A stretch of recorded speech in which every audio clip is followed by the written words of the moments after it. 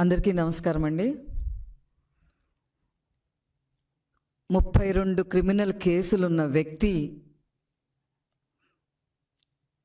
ఒక ముద్దాయి బెయిల్ మీద బయటికి వచ్చి కర్మగాలి ముఖ్యమంత్రి అయితే ఆ రాష్ట్రంలో ప్రజాస్వామ్యం ఏ విధంగా అటకెక్కుతుందో దానికి ప్రత్యక్ష నిదర్శనం ఈరోజు రేణిగుంటలో ఎయిర్పోర్ట్లో జరుగుతున్న సంఘటన. 14 సంవత్సరాలు ముఖ్యమంత్రిగా చేసిన వ్యక్తి నీతి నిజాయితీకి నిలువెత్తు సాక్షిగా ఉన్న చంద్రబాబు నాయుడు గారు ప్రజాస్వామ్యాన్ని కాపాడటంలో తనకంటూ ఒక ప్రత్యేకతని చాటుకున్న చంద్రబాబు నాయుడు గారిని ఈరోజు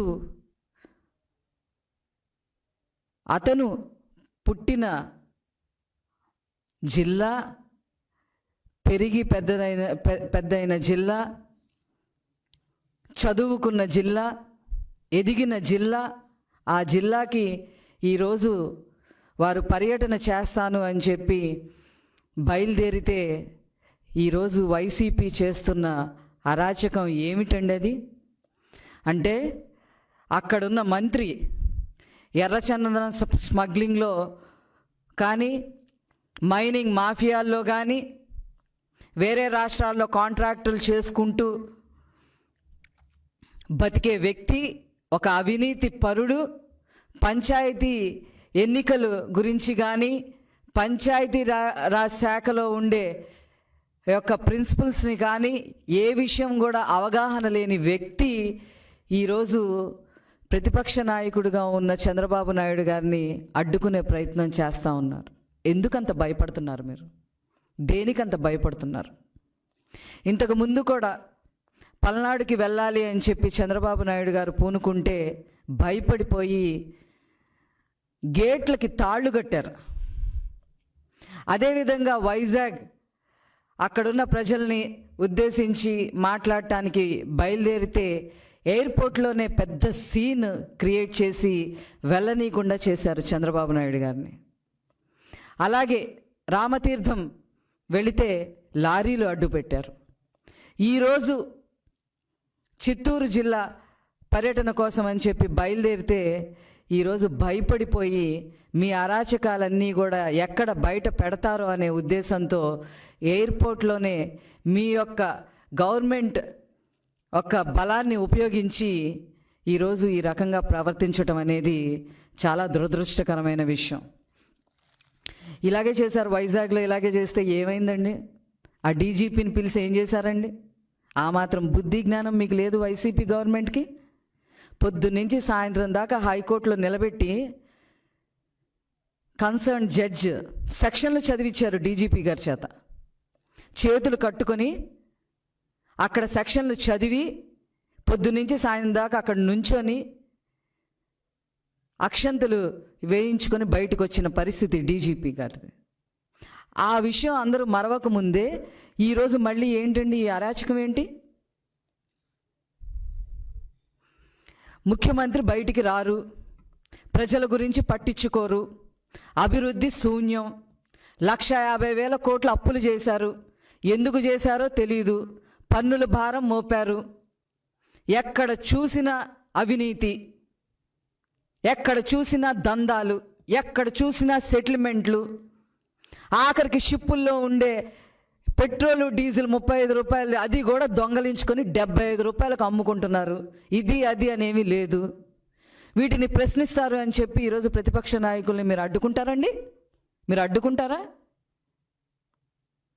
ప్రజాకోర్టులో మీకు ఖచ్చితంగా శిక్ష పడుతుంది. నేను ఒక విషయం చెప్పాలనుకుంటున్నా. ఎవరికైనా సరే విమానాలు ఎక్కితే కొంతమందికి కళ్ళు తిరుగుతాయి, భయపడతారు. అట్లాగే కొంతమంది నీళ్లను చూస్తే భయపడతారు. వాళ్ళకు ఫోబియా వస్తుంది, నాకు నీళ్లు చూస్తే భయం వేస్తుంది అని చెప్పి. అలాగే కొన్ని ఫోబియాస్ ఉంటాయి. ఇదేంటో కొత్త రకం ఫోబియా ఉంది. చంద్రబాబు నాయుడు గారు విమానం ఎక్కితే వీళ్ళకి జ్వరం వచ్చేస్తుంది, తాడేపల్లిలో జ్వరం వచ్చేస్తుంది. ఆయన అడుగు పెడితే తాడేపల్లి ప్యాలెస్లో భూకంపాలు వచ్చేస్తున్నాయి. ఎందుకంత భయపడుతున్నారు మీరు? అసలు ఇదేం ఫోబియానో, ఇదేం జబ్బో, ఈ జగన్మోహన్ రెడ్డికి వచ్చిన ఈ జబ్బేంటో కనుక్కోవాల్సిన అవసరం ఎంతైనా ఉంది సైంటిస్టులకు కూడా చెప్పాలి అంటే. ఇదేం వైరస్, మన కొత్త రకం వైరస్ అనమాట. చంద్రబాబు నాయుడు గారు నడిస్తే వాళ్ళకి అక్కడ భయం వచ్చేస్తుంది, జ్వరం వచ్చేస్తుంది. చంద్రబాబు నాయుడు గారు ఏదైనా మాట్లాడితే, ఏదైనా విషయం మాట్లాడి, ఏదైనా ఒక విమానం ఎక్కినా కూడా భయభ్రాంతులకి గురైపోతూ ఉన్నారు. ఈ వైరస్ ఏంటో, ఆ వైరస్కి సంబంధించిన వ్యాక్సిన్ ఆ బయోటెక్ వాళ్ళనో లేకపోతే ఆ పూనాలో ఉన్న ఆ సిరం ఇన్స్టిట్యూట్ వాళ్ళనో ఎవరినో ఒకరిని కనిపెట్టమంటే పోద్ది దీనికి కూడా మందు ఏంటో అని. మీరు రాజ్యాంగం అంటే ఏ మాత్రం కూడా మీకు ఎవరికి కూడా కొంచెం కూడా గౌరవం లేదు వైసీపీ వాళ్ళకి. ఆర్టికల్ 19(1)(a)లో ఉంది, భావ ప్రకటన స్వేచ్ఛ ఎవరికైనా ఉంది అని. దానికి తూట్లు పుడిసే విధంగా ఈరోజు వైసీపీ బిహేవ్ చేస్తూ ఉంది. ఒకప్పుడు జగన్మోహన్ రెడ్డి గారు కానీ వాళ్ళ నాన్న కానీ ఎవరైనా సరే, మరి ఆంధ్ర రాష్ట్రం అంతా మీరు పాదయాత్రలు అన్ని రకాలుగా చుట్టేయడానికి ఆ రోజు చంద్రబాబు నాయుడు గారు భయపడలేదే? మీకు పర్మిషన్స్ ఇచ్చారే. ప్రజాస్వామ్యంలో ఎవరైనా ఏదైనా చెప్పుకోవచ్చు, ఏ కార్యక్రమైనా చెయ్యొచ్చు అని చెప్పి మరి ఆ రోజు చంద్రబాబు నాయుడు గారు మీ అందరికీ పర్మిషన్లు ఇచ్చారే. కనీసం వారికి ఉన్న క్యారెక్టర్లో 1/5 వంతు కూడా మీకు లేదా? కనీసం సీఎం అయినాకైనా సరే మీరు తెచ్చుకోవచ్చుగా బుద్ధి. వైజాగ్లో బిజినెస్ సమిట్ జరుగుతున్న టైంలో, చంద్రబాబు నాయుడు గారు నిర్వహించిన బిజినెస్ సమిట్ జరుగుతున్న టైంలో ఎయిర్పోర్ట్లో నానా యాగి చేశారే ఇదే జగన్మోహన్ రెడ్డి. నన్ను టచ్ చేస్తే మీ సంగతి ఏంటో తేలుస్తానని అన్నారే మీరు. 32 కేసులు, క్రిమినల్ కేసులు ఉన్న మీరు నన్ను టచ్ చేస్తే మిమ్మల్ని మీ సంగతి ఏంటో చూస్తానని మీరే అలాగంటే, ఈరోజు నీతికి నిజాయితీకి నిలువెత్తు సాక్ష్యంగా నిలబడ్డ చంద్రబాబు నాయుడు గారిని టచ్ చేస్తే ఏమవుద్దో ఈ ప్రజాస్వామ్యంలో మీరు గమనించలేదా? ఊహించలేరా? దేని గురించి మాట్లాడరు, ఏ విషయం గురించి మాట్లాడరు, ఏ ప్రజల సమస్యలపైన మీరు అడ్రస్ చేయరు. దీన్ని మేము తీవ్రంగా ఖండిస్తున్నాము. పొద్దున్న బయలుదేరి 9 రేణిగుండ ఎయిర్పోర్ట్లో ఉన్నారు. ఇప్పుడు వరకు పచ్చి మంచినీళ్ళు కూడా వారు తాగలేదు.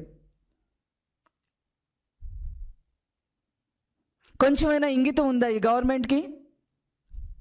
పోలీసులు కూడా ఎందుకలా బిహేవ్ చేస్తున్నారు? నేను ఫస్ట్ టైం, నేను ఎప్పుడు కూడా డైరెక్ట్గా డీజీపీ గారిని నేను ఎప్పుడు కూడా పోలీస్ వ్యవస్థ అని మాట్లాడానే తప్ప డీజీపీ గారిని అడ్రస్ చేస్తూ నేను మాట్లాడలేదు. డీజీపీ గారు, వాట్ యువర్ థింకింగ్? ఏమనుకుంటున్నారు అసలు? Is this the democracy? ఇది డెమోక్రసీని అవలంబించే రాష్ట్రమేనా ఇది? స్వామి భక్తి ప్రదర్శించే విధంగా అరాచకం పోలీసు వ్యవస్థ సృష్టిస్తుంటే ఇంకా ఇక్కడ సామాన్య ప్రజలకి రక్షణ ఏదే అసలు? అధికారులు రాజశేఖర్ రెడ్డి గారి టైంలో అధికారులు జైళ్ళకి వెళ్ళిన చరిత్ర మనందరికీ కూడా తెలుసు. ఎందుకు అధికారులు అంత భయపడిపోతున్నారు? పోలీస్ వ్యవస్థ దగ్గర నుంచి మిగతా వాళ్ళందరూ కూడా ఎందుకంత అంటే వాళ్ళు చెప్పినట్టు చేస్తే రేపు మీరు కూడా జైలుకి వెళ్తే రేపు మీ భవిష్యత్తు ఏంటి అనే ఆలోచన కూడా మీకు లేకపోతే ఇవన్నీ మాట్లాడుతున్నారని, ఇవన్నీ అడ్రస్ చేస్తున్నారని చెప్పి ఈరోజు చంద్రబాబు నాయుడు గారిని ఆ రకంగా ఆపి మీరు సాధించేది ఏమిటి? మీరు గవర్నమెంట్ కాబట్టి మీరు ఎదిరించలేరు, అధికారులు ఎదిరించలేరు, డీజీపీ గారు అంతే. కనీసం ప్రతిపక్ష నాయకులుగా చంద్రబాబు నాయుడు గారు క్వశ్చన్ చేస్తుంటే కూడా మీరు కనీసం కామ్గా ఉండాలిగా. ఈ ఓవర్ యాక్షన్ ఏంటి? ఖచ్చితంగా ప్రజా కోర్టులో ఖచ్చితంగా శిక్ష పడి తీరుతుంది ఈ జగన్మోహన్ రెడ్డి గవర్నమెంట్కి. ఇది కరెక్ట్గా లేదు. ఏంటండి, బాబాయ్ హత్య జరిగితే కూడా పచ్చి అబద్ధాలు ఆడేస్తారు. హత్య జరిగింది ఎలాగో తెలుసు, ఏంటో తెలుసు, ప్రతిపక్షంగా ఉన్నప్పుడేమో సిబిఐ ఎంక్వైరీ అని అడిగారు. ఇప్పుడు గవర్నమెంట్లోకి వచ్చిన తర్వాత సిబిఐ ఎంక్వైరీ లేదు, ఏమీ లేదని చెప్పి తిరుగుతున్నారు. స్టీల్ ప్లాంట్ మీద పచ్చి అబద్ధాలు, బాబాయ్ హత్య మీద పచ్చి అబద్ధాలు, స్కీములు, ప్రజలకి సంబంధించిన స్కీములన్నీ ఎగ్గొట్టేసి దాని మీద పచ్చి అబద్ధాలు. ఈరోజు మీ అబద్ధాలన్నింటినీ ప్రశ్నిస్తున్నామని చెప్పి ఈ రకంగా చేయటం అనేది చాలా దారుణం.